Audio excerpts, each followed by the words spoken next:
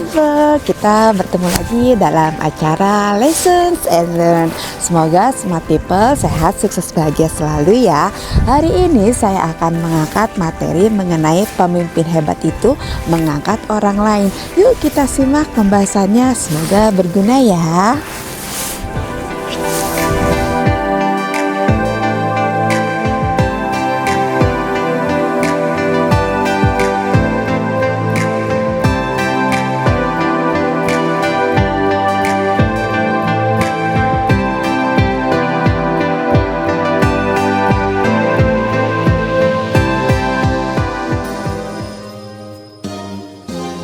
Hola Smart People, kita berjumpa kembali dalam acara Lessons and Learn. Sehat, sukses, dan bahagia selalu.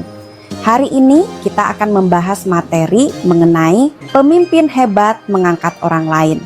Mari kita simak bersama-sama, semoga bermanfaat.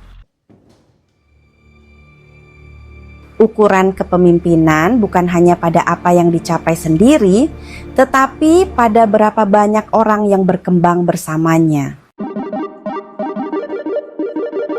Pertama, mari kita bahas latar belakangnya dan mengapa ini penting. Dalam dunia kerja, kepemimpinan seringkali dipersepsikan sebagai posisi atau jabatan yang lebih tinggi dalam organisasi. Namun, kepemimpinan yang sesungguhnya tidak hanya ditentukan oleh posisi, melainkan oleh kemampuan mempengaruhi, membimbing, dan mengembangkan orang lain. Seorang pemimpin tidak hanya bertanggung jawab terhadap hasil kerja, tetapi juga terhadap perkembangan tim yang dipimpinnya. Ketika pemimpin hanya fokus pada target dan hasil tanpa memperhatikan perkembangan anggota tim, maka potensi tim sering tidak berkembang secara maksimal.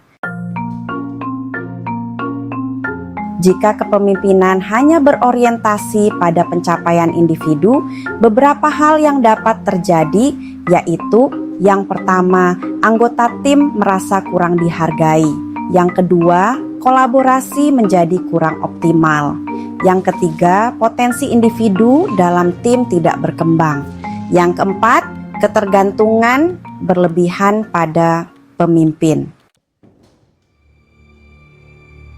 Sebaliknya, pemimpin yang berfokus pada pengembangan orang lain, maka cenderung yang pertama, membangun tim yang lebih kuat dan mandiri.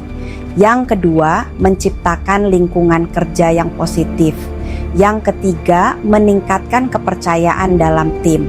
Dan yang keempat, menghasilkan kinerja tim yang berkelanjutan. Dengan demikian, kepemimpinan yang efektif itu bukan hanya soal memimpin pekerjaan, tetapi juga tentang mengembangkan manusia di dalam tim. Lalu kedua, ruang lingkup pembahasan. Materi ini membahas beberapa aspek penting terkait kepemimpinan yang memberdayakan tim. Yang pertama, peran pemimpin dalam mengembangkan potensi anggota tim. Yang kedua, hubungan antara kepemimpinan dan pertumbuhan individu. Yang ketiga, pentingnya kepercayaan dan dukungan dalam tim. Dan yang keempat, dampak kepemimpinan terhadap kinerja tim jangka panjang. Topik ini sangat relevan bagi siapa saja yang memiliki peran dalam memimpin, membimbing, atau bekerja bersama orang lain dalam organisasi. Selanjutnya ketiga, kendala yang sering dihadapi.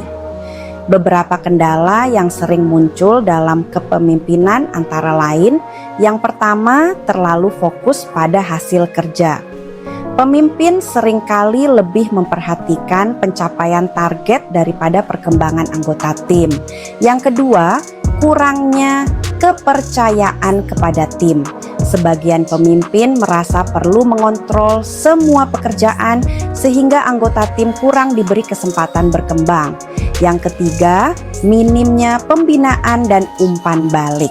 Tanpa arahan dan masukan yang jelas, anggota tim sulit meningkatkan kemampuan mereka.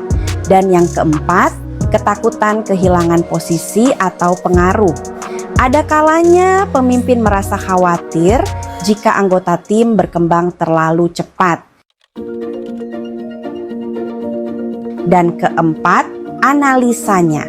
Kepemimpinan yang efektif itu tidak hanya diukur dari hasil yang dicapai oleh pemimpin, tetapi juga dari kemampuan pemimpin dalam mengembangkan orang-orang di sekitarnya. Pemimpin yang mampu mengangkat orang lain biasanya menunjukkan beberapa karakter berikut. Yang pertama, memberikan kesempatan kepada anggota tim untuk berkembang. Yang kedua, memberikan kepercayaan dalam menjalankan tanggung jawab. Yang ketiga, memberikan bimbingan dan umpan balik secara konstruktif. Dan yang keempat, menghargai kontribusi setiap anggota tim. Ketika anggota tim merasa dihargai dan didukung untuk berkembang, mereka cenderung menunjukkan yang pertama, komitmen yang lebih tinggi terhadap pekerjaan. Yang kedua, inisiatif dalam menyelesaikan masalah. Yang ketiga, kolaborasi yang lebih kuat dalam tim. Dengan demikian, pemimpin yang mengangkat orang lain tidak hanya menciptakan keberhasilan individu, tetapi juga membangun kekuatan tim yang berkelanjutan. Lalu kelima, rekomendasi. Yang pertama, untuk individu yang memiliki peran kepemimpinan. Beberapa langkah yang dapat dilakukan untuk menjadi pemimpin yang memberdayakan tim, yaitu 1. Memberikan kesempatan belajar dan berkembang kepada anggota tim. 2. Menghargai kontribusi setiap individu.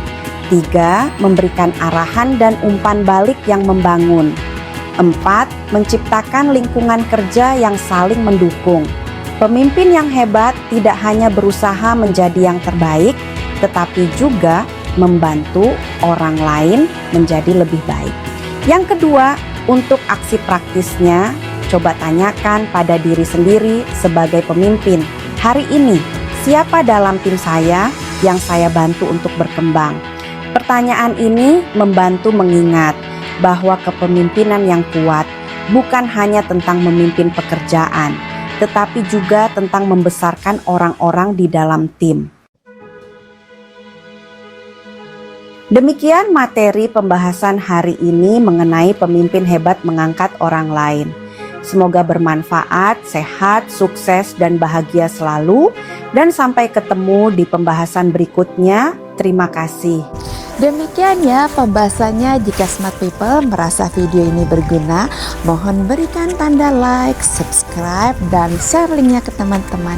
Sampai bertemu di lessons berikutnya. Sehat, sukses, bahagia selalu. Bye.